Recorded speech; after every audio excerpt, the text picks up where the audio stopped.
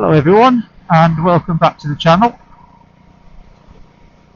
First of all, I'd just like to thank everyone who liked and subscribed from the last video, and indeed to everyone who has subscribed so far. Helps me enormously in getting the channel out there. It's a lovely autumnal day today, a bit chilly, a bit nippy, which actually reminds me of a short story. When I was in the Air Force and based in London, I was to referee basketball, referee in the National League and the London Metropolitan League. Anyway, I was on the North Circular going to a game one day, and this van passed me, and on the side of the van it said Vehicle Air Conditioning Specialists, and the name of the company was Stiff Nipples, which I thought was highly amusing. And that's funny, I still remember it after all these years. So yeah, Stiff Nipples, what a great name for an air conditioning company. Well, anyway, we're on our way to Grassington. Literally just got into the Yorkshire Dales National Park. You may have just seen the sign there. I suppose this is the main road from Skipton to Grassington. It's a lovely road. Shouldn't be too busy midweek. Can get quite busy in the summer, particularly at weekends and school holidays, as you can imagine. But it's a nice flowing road.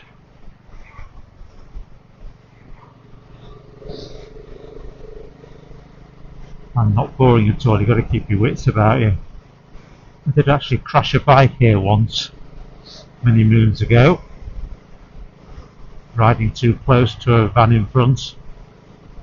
That van braked, I didn't. Luckily I got away with just a bruised knee. What I thought I'd do today is give you the top 5 reasons why I love the Goldstar, my BSA Goldstar 650. Not in any particular order, just 5 top reasons. As I've mentioned before in previous videos, I've had the bike for just over a year now. Done about just over 5,000 miles on it, about 5,500 I think now.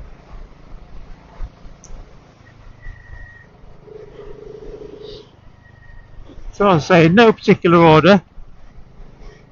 First one will be the looks. It just looks absolutely fantastic. I know some people don't like the big radiator and what have you, but it's a modern classic and I'm quite happy with the big radiator. It doesn't bother me at all. Now, if some of you have watched my previous video on the mods that I've made to it, you'll know that I had the engine casings and radiator powder coated. But even without that, the bike itself looks fantastic. Just the lines of the bike. It really does hark back to an the golden age, if you like, of British motorcycling. I know some of the purists poo-poo it, but I don't care. So yeah, that's the first one. And the second one is how what I really like about it is how stable it is at all speeds, particularly at higher speeds. I think because the bike's quite long, and the 18-inch front wheel, 17-inch rear wheel certainly helps in corners, bends, and it's as solid as a rock, whether you're riding it pillion with a pillion or not. So that's the second thing. The third thing I would say would be the torque of the engine. is just absolutely amazing. It's so forgiving, and apart from the first gear, all the other gears are really, you can use them really well. In particular, third and fourth. The bike just pulls and pulls, and it never feels under stress. The bike is limited to, I think it's 7,300 revs to keep it within the ATIP compliance, I believe. But nevertheless, it's such good fun to ride. I've had high revving bikes. I had big V twins. They're good in their own way.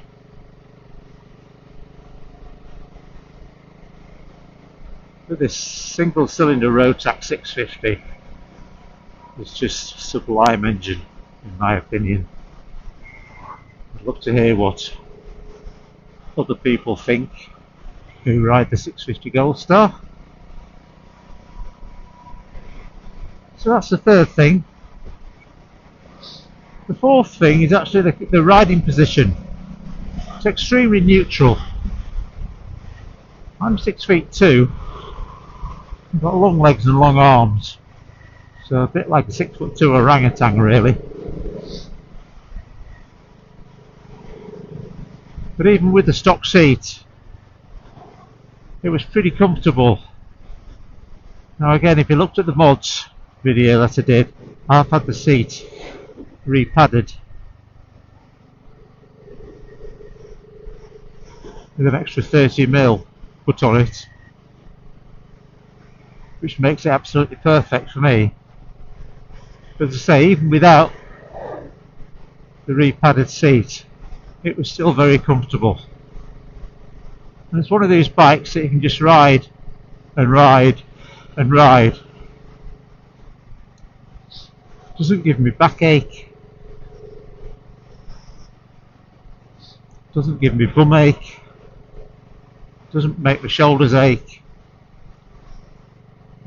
So yeah, absolutely wonderful. So that's the fourth thing. And the fifth thing, again, comes back to the video that I did before, my mods, in the sense that you really can make it your own. And I know you can with most bikes. But despite the fact that there aren't as many mods for this bike as there are for, say, the Royal Enfields, they are coming on stream slowly but surely.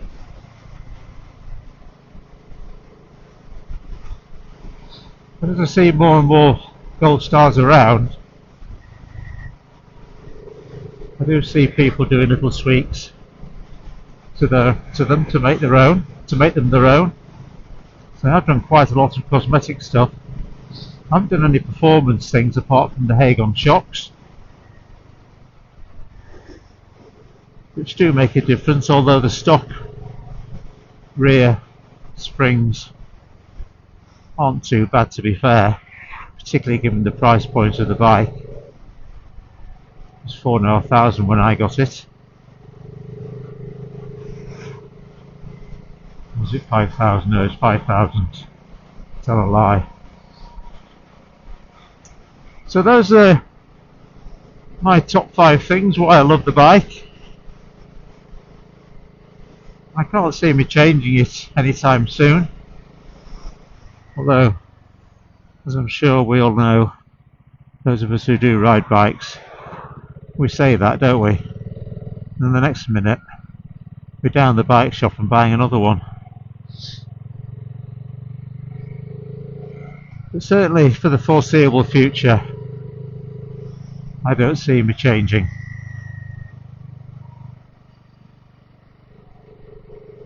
For me, it's cheap to insure. Cost me about £135 a year, fully comprehensive. I've got 5 years no claims because I came back to motorcycling after a break, so I lost all my no claims. So yeah, so it cost me about £135–140. 66 years old, or almost 66 years old, and live on the outskirts of Leeds in West Yorkshire. So the Dales is very much my playground for motorcycling.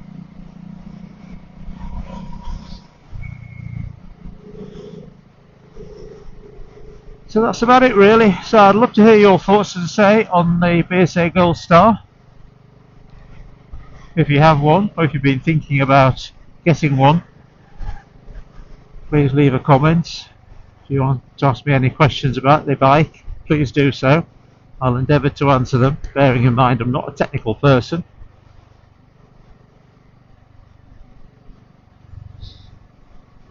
So with that, I shall say goodbye. Thanks very much for watching. Please don't forget to like and subscribe. It helps me enormously. I'm a long way before I even think about getting monetized.